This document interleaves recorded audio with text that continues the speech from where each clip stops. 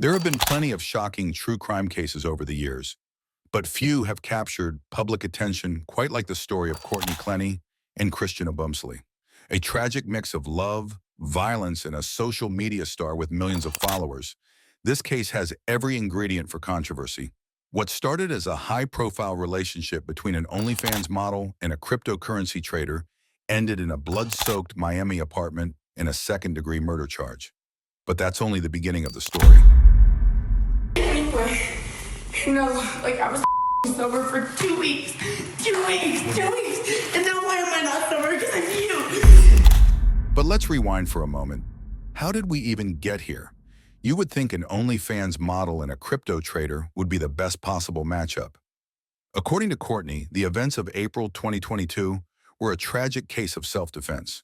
She claims Christian was attacking her, and she had no choice but to fight back. But prosecutors paint a very different picture. They argue that Courtney didn't just defend herself. She intentionally stabbed Christian in the chest, an act that ultimately ended his life. And as if that weren't damning enough, there's an audio recording of Courtney threatening Christian's life just 1 month before the fatal encounter. I'm actually not having a good day, where I actually literally want to kill you, but you don't take me seriously. So was this an act of self-preservation or premeditated violence? That's the million-dollar question. And then there's the knife itself. Initially, Courtney told investigators that she threw the weapon in the heat of the moment, a desperate attempt to protect herself. But forensic evidence doesn't seem to support that claim. Instead, prosecutors argue that she deliberately plunged the knife into Christian, and the crime scene photos are nothing short of chilling. Blood soaked their apartment, a gruesome testament to the violence of that night. It's the kind of imagery that stays with you long after you see it, fueling both public outrage and endless speculation. But Courtney's defense isn't going down without a fight. They've pointed out that she sought a restraining order against Christian just days before the deadly altercation, painting him as the aggressor in their toxic relationship. Adding even more fuel to the fire, a security guard in their building has come forward with testimony that seems to back Courtney's claims, alleging that he had seen Christian charging at her in the past. If true, this could change everything. But is it enough to tip the scales in Courtney's favor? As this case unfolds, one thing remains clear. No one can seem to agree on what really happened that night. Depending on who you ask, Courtney is either a cold-blooded killer or a victim of domestic abuse who was pushed to the brink. Social media has been flooded with debates, think pieces, and conspiracy theories, all trying to make sense of this tragic and deeply divisive case. And while the internet continues to dissect every piece of evidence, let's take a look ourselves at the interrogation video. Courtney sat alone in the cold, sterile interrogation room, waiting. Every second dragged as she anticipated the arrival of the detectives. Finally, after what felt like forever, 2 officers entered, Detective Racino and Sergeant Rodriguez. Fucking covered in blood. Listen, you don't have to apologize, okay? I completely understand. All right? Things happen, and you can't control it. Okay? Yeah. So, you don't have to apologize for it. All right? What's your name? Detective Racino, okay? And this is my partner, Sergeant Rodriguez. Okay? Today's Sunday, April 3, and the time is 7:36 p.m. All right? What's your first name? Courtney. Courtney? Can you spell it for me, please? C-O-U-R-T. C-O-U-R-T. N-E-Y. Okay. And your last name? Clenny. C-L-E-N-N-E-Y. Okay. What is your date of birth? 4/21/96. It's almost your birthday. Mine's It's really, when is your birthday? Day 13. My boyfriend's just the 12th. Oh, really? He turns 28. Super close. This is in a Assuming row. that he... Well, he's still in the hospital right now, so... Okay. Just take a breather, okay? I know this must be very rough for you right now. No, we were supposed to go to the park with my dogs today. Like, I just is not how I expected this to. Sorry. Really? That's not what we're talking about. You asked me my birthday. Yes. Okay, what's the next question? Okay. Are you currently living there? Yes. Yeah? The address is 3131 Northeast 7th Avenue. Mm-hmm. Okay. And what apartment was it? 2201. 2201. How long have you guys been living there? Since the first or second week of January.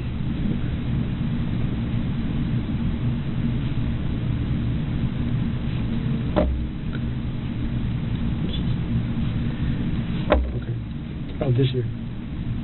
2022. Yeah, we moved here January this year together from Boston. From Boston? From Austin. From Austin. Oh, okay. When did you guys come to Miami from Austin? We visited last year in March, and we loved it, and we travel all the time together. We like the beach. Yeah. It's very good. I mean, I've always wanted to live here, so he was like, he wanted to move to London, I wanted to move here. And I was like, maybe we should start in the U.S. Yeah, and he was then like, go to that, London. and we did it. So. Okay. How long have you guys been together? About 2 years.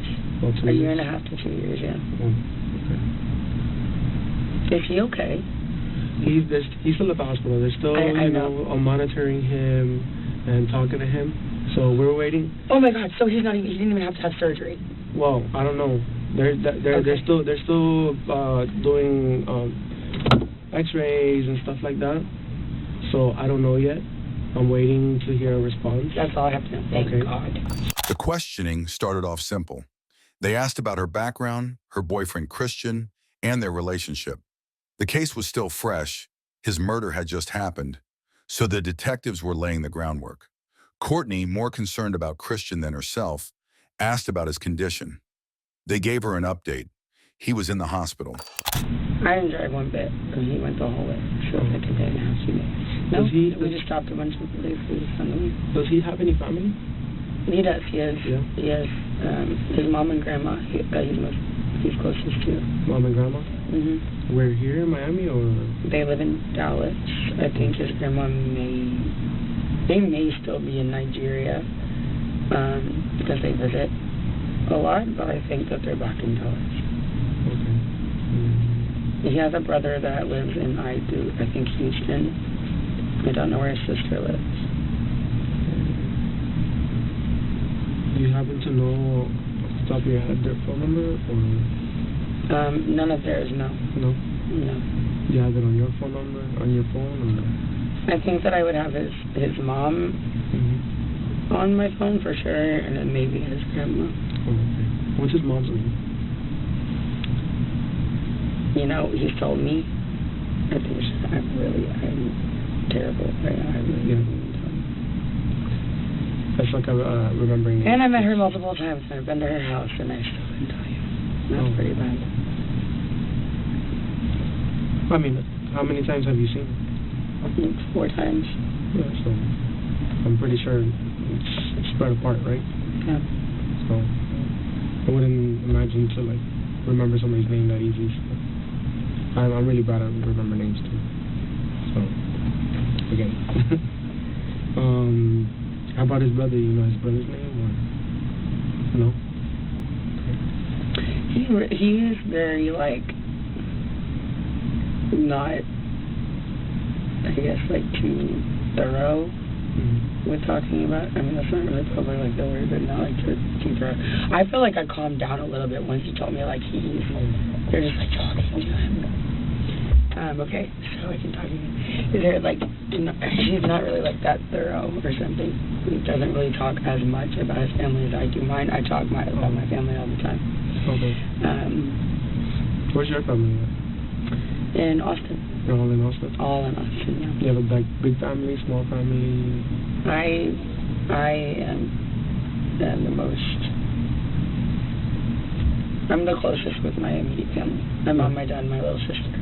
She answered their basic questions, where Christian lived, whether he had siblings, and other details. But when the conversation shifted to the murder, the mood in the room changed. The detectives pressed her to tell the truth, making it clear that solving the case depended on her honesty. This is why I would like to call my dad and say, can I just do this? Or should I have to get a lawyer? Because I realize, like, how very serious This is like, I was sitting there in a freaking puddle of my boyfriend's blood, begging him to like, please not like fucking give up on me. Like, man, like this shit is fucking serious. So, I mean, I don't think I'm necessarily in trouble, but like, I just would like to. I mean, can I just talk to? I mean, I have. This happened, and I was. The whole situation happened, and I haven't talked to anybody who means anything to me. No, I understand. Right now, okay, right well, you now, know what? okay. What? No, just that I've never been in this kind of situation. You can talk to your dad, you can talk to him later, because. But before I talk to you guys,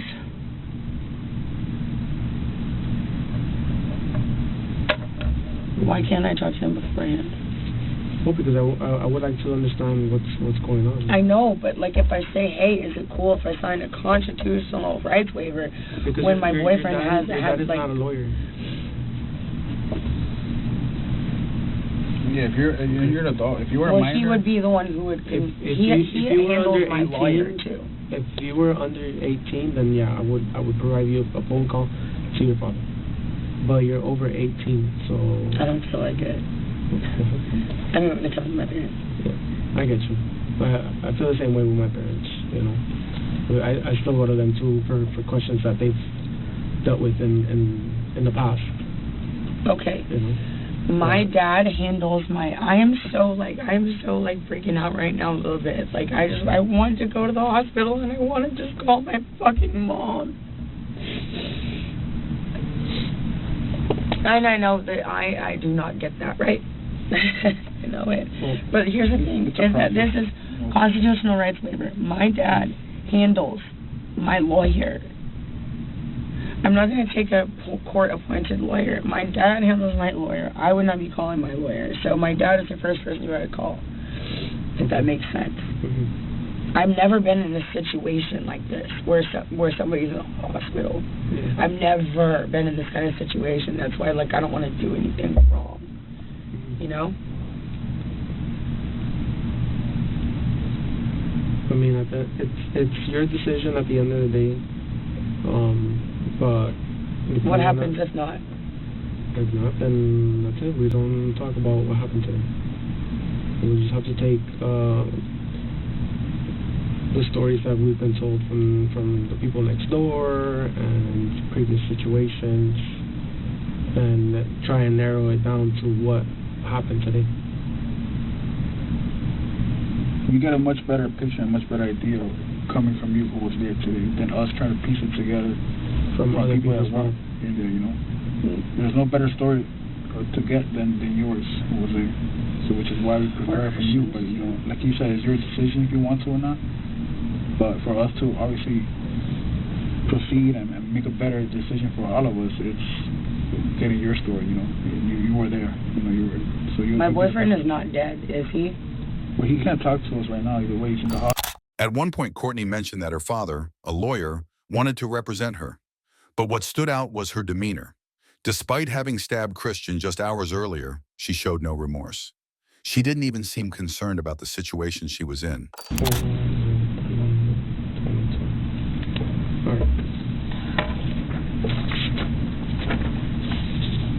So, let's start from the start. You guys are supposed to take out your dogs to the park, right? And then what happened after that? Like I said, a little bit blur. Yeah.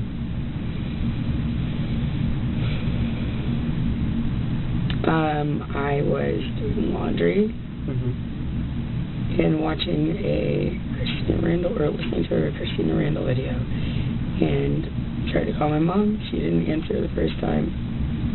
And then he came back with a Subway sandwich. Before he left, he recited exactly what I wanted. And I said, I'll text what I want to you. And he said, I know what you want. And I said, no, you don't. And he recited it to me before he left. And he got it perfectly right. Okay. And then he left. I guess he went to go bike over there. That's just what he said. I don't know if he walked or biked, but he told me he's going to bike personally. Like a bicycle? Yeah. Okay. He came back. And I said something about like, oh, are you gonna like reshare your location with me? Like, did you want to share it? And he said, yeah, I shared it. And I was like, oh, when did you do that? And he goes, the other day, like when you were done with me. And I was like, okay, well, fair enough. And, like, reshare it. And then he told, I mean, it kind of like turned into like a little like argument or something. And then he told me to reshare mine, and I was like, okay, yeah, I will. And then I didn't do it immediately. He asked me about it again. And I don't know what I was thinking, but it just said something about, well, what if I'm somewhere you don't want me to be? Okay. Which I wouldn't have been. I love him. But just like, you know, maybe you don't want to know where I am. I guess maybe it'll just like hurt him because he was pressing me. And he ended up pinning me against the wall. And then, I mean, I said like choking me on the floor. It's just like, they were looking at my neck and I was like, I mean, I'm not saying like choking me like, you know, whatever. But I mean, he had my like neck. Like, and this happened twice before. Okay. Where I couldn't breathe and I was on the floor. Yeah. I could not breathe. And I don't think that he was trying to kill me, but I was scared. And all 3 times I have been scared. Okay. Then came the moment where she described what led up to the stabbing. She insisted she loved Christian, but claimed she had no choice. He had pinned her against a wall and was choking her. It was, in her words, self-defense. But I was scared. And all 3 times I have been scared. So yeah, I'm on the floor. And he had me pinned and lets me up. I'm on the, get my mom on the phone. And I'm just trying to really remember. Hey, my mom on the phone. And I remember she was standing like against the couch. Like we were obviously it was a big deal at this point. So this happened like over by the door and somehow moved like over in the living room. He was standing by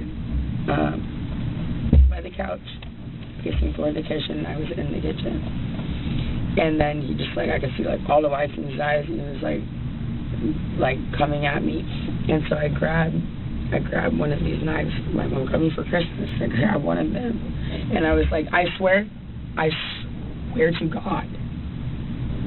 I swear to God.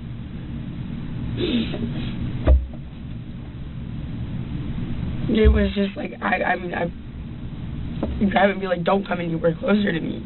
Because, I mean, earlier, that was happening 2 other times, I couldn't fucking breathe. I'm sorry. I couldn't breathe. And it's very scary. And I just think, like, just like this kind of thing where I was saying, like, do you know if he's okay? If he's choking me and he's angry enough, he might like, or, I mean, this is different, I think. But if he's like choking me or like pinning me or something and I can't breathe, he might go too long. So I grab a knife and I said, don't come anywhere closer to me. I had absolutely no intention of using it. I'm on the phone with my mom and he's coming at me like he's gonna grab either the phone or like the knife or something. And so I was just like, I was like, don't come any closer. Coming at me, and I drew it. And I meant for it to go. How far away was he? Well, I was by my fridge, and he was like by the edge of one of the chairs of the sofa. Okay. Like comparing to what 10 feet. I'm trying to think in my head. I'm trying to make the. Was he closer than I am? No, but he was further. So like what, like the length of his room? No, further than that. Okay. Oh, well, if I said, yeah, you're right, it was more than 10 feet then. It was definitely further than this. Okay. I mean, it's close, so it looks a lot smaller than it is here. It was further than this. Okay. So then, you were by the fridge and he was by the couch? You were by the fridge and he was by the couch? Yes, I was in front of the fridge. He was by the couch. Yes. And then behind my island. And then what kind of movements did he make at the moment? He was gonna walk running up? At me. Running? Okay. Well, charging, aggressively walking, something. What was he doing? Like, was he doing something with his hands, or? When he had his hands up. I couldn't tell you exactly. Was he yelling at you at the time? Yes. Yeah, what was he saying? She doubled down, detailing how everything unfolded. She never intended to stab him, she claimed, but she felt genuinely threatened. It was instinct, pure survival mode. So no, not right then. I couldn't tell you exactly what he said right then. Okay. So... But I swear to God, I was scared. I mean, after like what I just... I was scared, and I was on the phone with my mom, and it was still happening. Yeah. I was scared. So you told me that he had you against the wall at one point, right? With his hands over your neck? Mm-hmm. And how did you end up from the wall to the ground? Let me go. Uh-huh. Let me go, and then I started swinging on him because I had been against the wall. Okay. I started trying to hit him. Yeah. And then he put me on the ground. He dropped you to the ground. What did he do? Did he lift you up, or did he grab your hair? Did he just kind of rotate you onto the ground? I really couldn't even tell you. He pushed you. If I could have been given all these questions, before, I could be maybe let me think about it. Or when I'm trying to remember a whole situation of where I was very upset about something, which I've learned this in therapy and whatever. It's write down all the details so you don't forget. Just write it all out clearly, so that it makes sense to you and makes sense to somebody else. But I haven't had a chance to have a pen and paper or my phone to write down exactly what happened, and I haven't really even fully thought about it. Yeah. So honestly, my answer is I don't remember. That's fine. So he has you on the ground. You end up on the ground, and he has his hands over your neck. Correct? Yeah. Yes. Okay. And then is he saying something to you at the time when he's on the ground on top of you, or? He was saying something gritting his teeth. I don't remember what it was. Like what? He was saying something gritting his teeth, with the white of his eye, okay. but I don't remember what it was. Okay. And then he at one point he stops, right? Sorry. And what, you get up? You go to the bedroom, or what do you do? I get my phone from the kitchen. When I got my phone from the kitchen, I called my mom. I was talking to her, and then he was following me around the apartment and acting we shouldn't be together. You guys have a history of domestic violence? Yeah. You say you've been together how long, sorry? Almost 2 years. Almost 2 years. 2.5 to 2 years. So how many incidents you think you've had? I don't know, but we shouldn't be together. Will you say one or two, or just too many to? Oh my God. Oh my God. I haven't touched my ankle. It's what? But there was more. She admitted that just before the incident, she had talked to her mother about breaking up with Christian. And then, out of nowhere, she mentioned a previous arrest in Las Vegas, something the detectives were immediately interested in. In Vegas in August. Oh. So he and I each had one. Okay. What happened in Vegas? We just got in an argument in the hotel room, and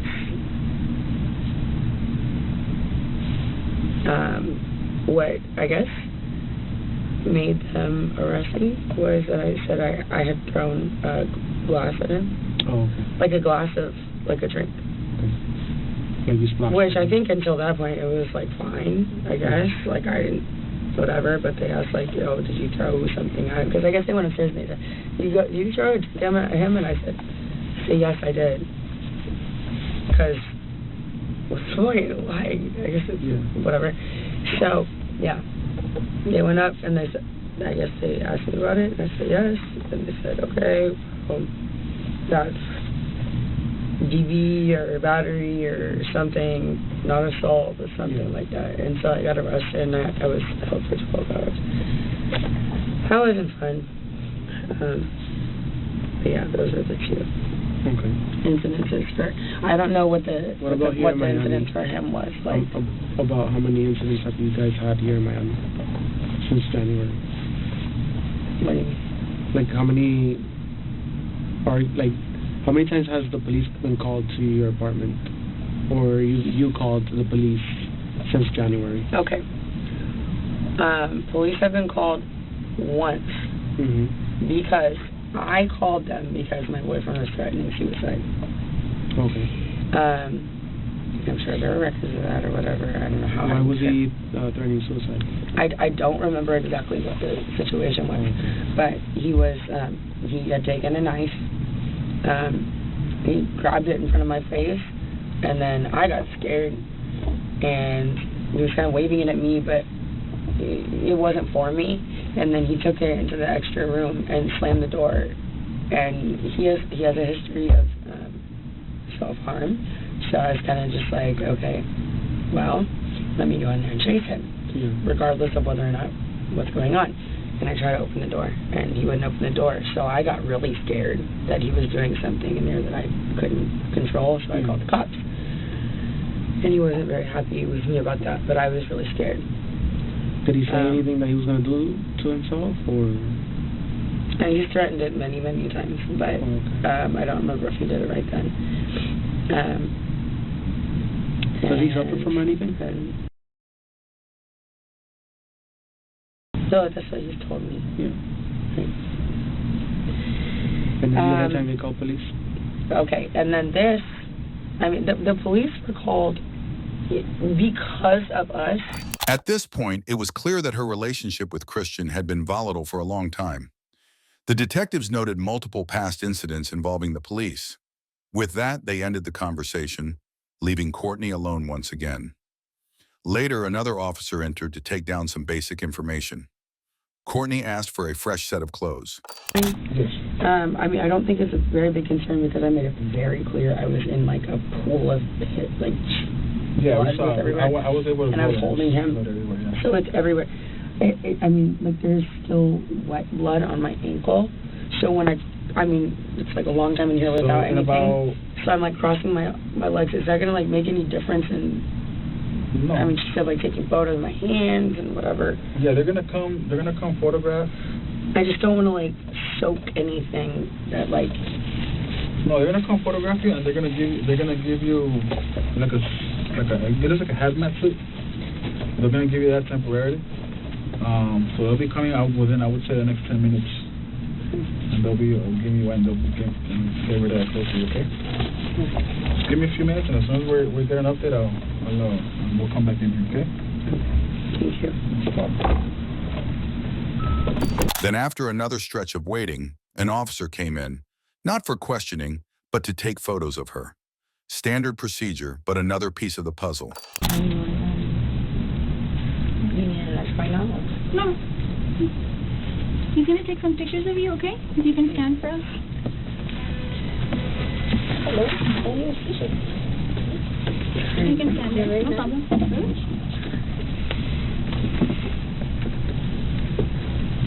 If you can, just have your hands to yourself.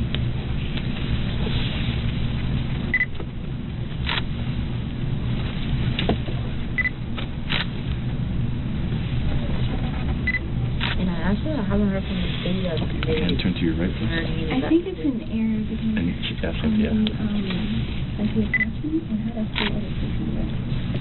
Like the first one that they probably requesting the Turn it one more time to your right. that we did also. So this side or the back? No, just facing the wall.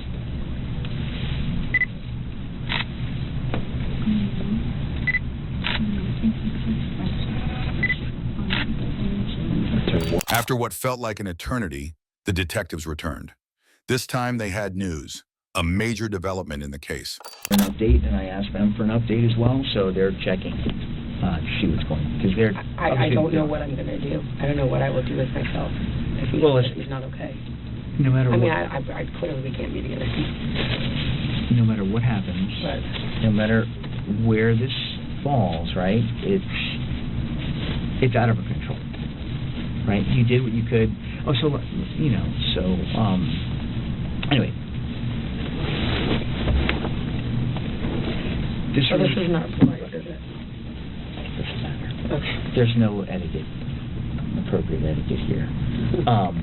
But anyway, so this room is recorded, okay? So let's just, I don't want to talk about, I mean, even if it is recording right now, what we talk about is confidential. They can never use it, but I prefer that we just not talk about the case. But it's just talking about in general. No matter what his condition is, it's out of our control, right? We have no control. Mm-hmm. What's done is done. We can't undo it. We need to move forward, and my concern is you. Okay? I will be talking, obviously, to your family. Like I said, I still feel, confident that you're going home. Tonight. I don't know about tonight, but just because the investigation is ongoing. They can hold you technically for a while. And I know your parents, while they're conducting the investigation, they can hold you, okay? But listen, your dogs are fine. I'm on it. We're going to get you home as quickly as we can, all right? I know, and straightforward with you, there are some concerns about your mental health to make sure that you're okay, because this is very traumatic. So there may be some steps taken there. Yeah, come on in to make sure that you're okay, and that's it. But we're getting you home, okay? Okay. So, have you met the sergeant? I have. Okay. Before they broke the news, a different officer warned Courtney the interrogation room was being recorded. Anything she said could be used against her. This warning seemed to catch her off guard, especially considering how self-absorbed and indifferent she had been up to that point.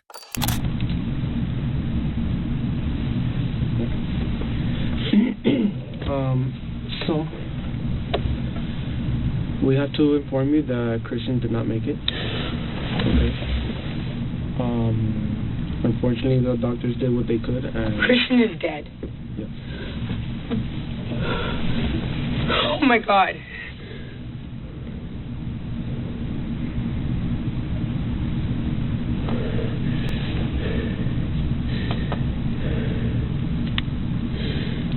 This is not real, right? Okay. No, there's no fucking way.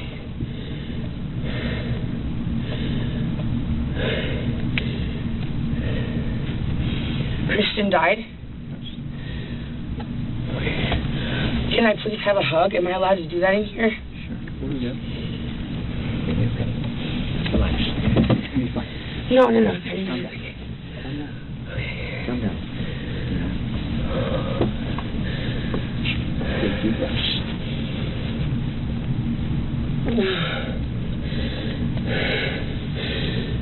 Just take deep breaths. You're going to be okay? I need to hug my mom. I'll talk to your parents and get them over here. I cannot be left alone in like a room by myself. You won't be. After this. No, that's not true. That's not real, right? It is real. Christian is dead. Yes. They're not gonna lie. I know, I just can't believe it. I'll talk to your parents. I'm gonna get your parents here ASAP. We spoke to your parents, and they're trying to do everything possible to get here as soon as possible as well. To what? To get your parents, for them to come over here.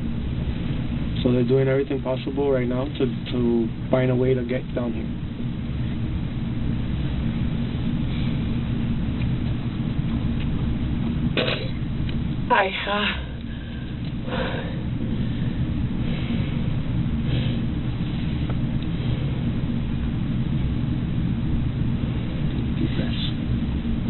Take deep breaths. I've been crying so much, Don't. and I just can't even cry right now.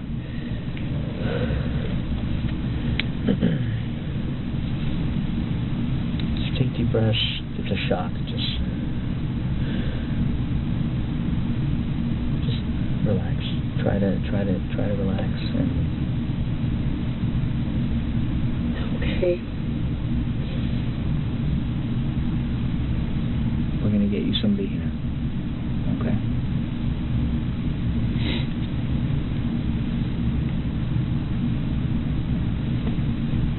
Then came the bombshell. Christian was dead. The detectives told her straight. She was now a murderer. But her reaction? Bizarrely calm.